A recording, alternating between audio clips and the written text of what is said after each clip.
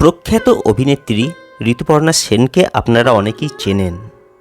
তিনি সেই অভিনেত্রী যাকে দর্শক ভীষণই সাহসী দৃশ্যে অভিনয় করতে দেখেছেন। তিনি অত্যন্ত সুদক্ষ অভিনেত্রী। তার মতো অভিনয় হয়তো অনেকেই করতে পারবেন না।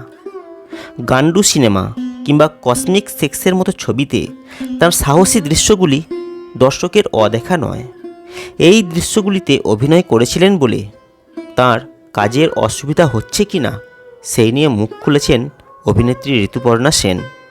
আসুন বন্ধুরা, আজকে জেনে নিই কী বলেছেন অভিনেত্রী ঋতুপর্ণা সেন তার ক্যারিয়ার নিয়ে, সেই সম্বন্ধে আলোচনা করছি।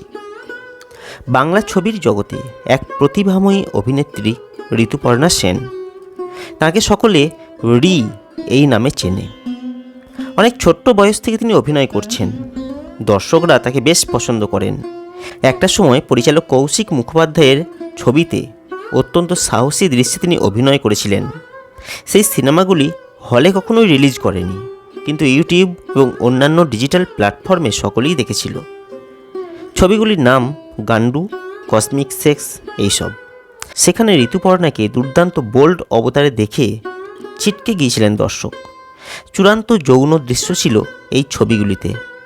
এতখানি যৌনতা এর আগে আর কোনো ভারতীয় সিনেমাতে দেখা যায়নি।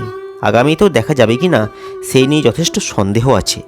সেই ছবিতে তৎকালীন প্রেমিক কৌশিক মুখোপাধ্যায়ের পরিচালনায় অভিনয় করে দর্শকদের মনে তিনি পাকাপাকি জায়গা করে নিয়েছিলেন। ঋতুপর্ণা সেনের দেহপট আজও অসংখ্য পুরুষের মনে হিল্লোল তোলে। ঋতুপর্ণা সেন জানিয়েছেন, কাজ পেতে খুবই অসুবিধা হচ্ছে।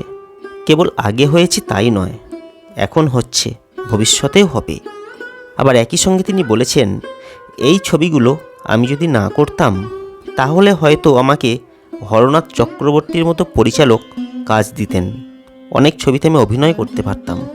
আবার আত্মবিশ্বাসী কণ্ঠে বলেছেন, এ কথাও ঠিক, আমি জোর গলায় বলতে পারি আপনি আমাকে ভালোবাসতে পারেন কিংবা ঘৃণাও করতে পারেন, কিন্তু আপনি আমাকে ভুলতে পারবেন না।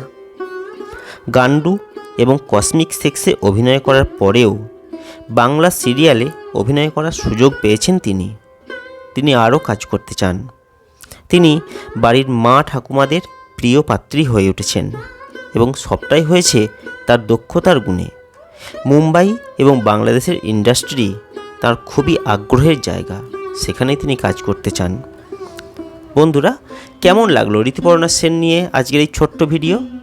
যদি ভালো লাগে লাইক করবেন, শেয়ার করবেন আর অবশ্যই চ্যানেলটিকে সাবস্ক্রাইব করবেন।